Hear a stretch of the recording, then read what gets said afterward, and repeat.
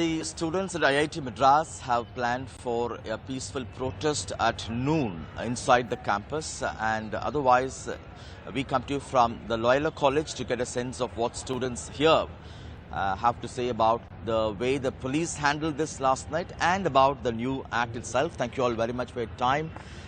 You all must have watched the developments on campuses in Chennai, in Delhi and UP last night. How do you look at that?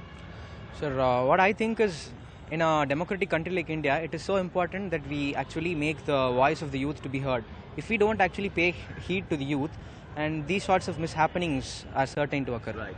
It shows how millennial power can shape a secular democracy, and the one in Jama it's a typical example of that. But the police could have stopped the violence. They could have avoided the violence there. That's my take on it. Police claim students triggered the violence. Well, as we heard from one of the protesters last night, it was actually a silent protest. It started as a silent protest. I think it just raises the question of when and where will police intervention be necessary in protests of any sort. How does it connect with youngsters like you, students? See, I felt that the brutality of the police was quite unnecessary, but it clearly sends out a message that saying that if we are going to protest on the future, plans of the government, we are going to, brand you as anti-nationals, or we're going to persecute you for all these things. Let's talk about the amended Citizenship Act itself. What is your take on that? So see, in India we believe in the concept of Atiti Devo Bhava, which means we welcome any guest regardless of their identity. But here the act is putting a religious identity to the guests. So we are indulging the guests with a religious faith that they believe in. I think that should have not been done, because already the Islam community in India, they're feeling excluded here. They're feeling like an outsider with the bills that have been passed recently. So I think it should be more inclusive, and we need to amend it for the better. You have a different take?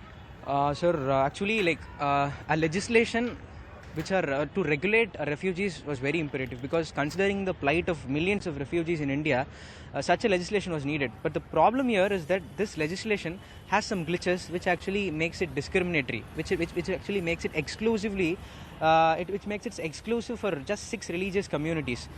Some other communities are being left out, so it makes it discriminatory. Another perspective is that we are looking into the refugees from Pakistan, Bangladesh and Afghanistan. But we have actually, this act has left behind Sri Lankan refugees. In southern states, Sri Lankan refugees are playing a crucial role here.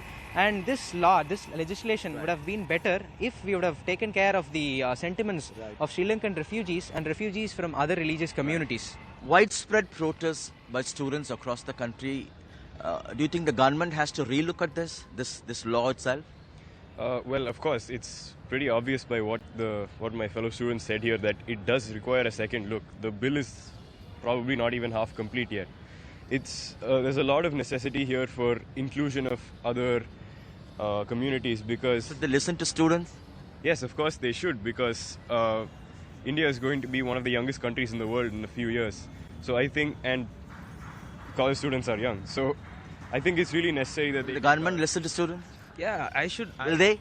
I think they should, because I feel that we are the future citizens of India, and that we have a right to say, what is going to happen in the future. Thank you all very much for your time. Certainly well-informed students at Loyola College in Chennai, Sonal. Of course, at noon, students at the IIT Madras have planned for a peaceful protest on their campus or inside the campus.